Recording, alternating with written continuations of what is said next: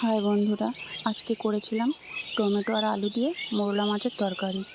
বাগানেরই tomato আর আলু, যাই হোক তুলে নিয়ে এসেছি। কালারও ধরে গেছে, দেখো টমেটোগুলোতে এবার পাকবে। যাই হোক, টমেটো আর আলুগুলোকে সরু সরু করে যতটা পারবো কেটে নেব। টমেটো আলু কেটে রেডি করে নিয়েছি, পেঁয়াজ 4টে ছাড়িয়ে নিয়েছি। মাছগুলোর মধ্যে নুন আর হলুদ আর লঙ্কা দিয়ে ভালো করে মেখে নেব। মাছগুলোকে এবার ভেজে নেব। তেল দিয়ে দিলাম, তেলটা গরম হয়ে গেছে। মাছগুলো ভালো করে মেখে আর দিয়ে দিলাম, একসঙ্গেই চাপিয়ে দিলাম।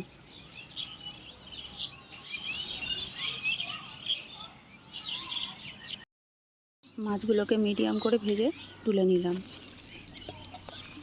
মাছ ভাজার ওই তেলের মধ্যে 2টো তেজপাতা, 2টো শুকনো লঙ্কা, অল্প একটু জিরের ফোড়ন দিলাম। ফোড়নটা একটু ভাজা হয়ে যেতেই 4খানা পেঁয়াজ যে কেটে ছাড়িয়ে রেখেছিলাম সে কুচিয়ে দিয়ে দিলাম।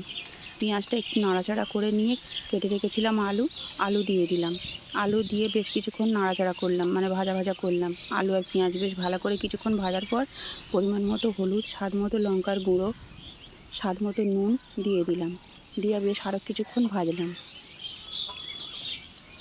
এইভাবে ভাজতে ভাজতেই আমার আলুটা প্রায় সেদ্ধ হয়ে এসছে। দেখো, আলু আমার সেদ্ধ হয়ে গেছে। এবার আমি কাঁচা টমেটোগুলো দিয়ে দেবো। অন্যভাবে আরেকভাবেও করা যায়, মানে করি আমরা, পরে আরেকদিন দেখাবো। আরেকটু নুন দিয়ে দিলাম, নুনটা একটু কম মনে হলো। কিছুক্ষণ নাড়াচাড়া করার পর টমেটো দিয়ে আরেকটু নুন দিয়ে দিলাম স্বাদ মতো।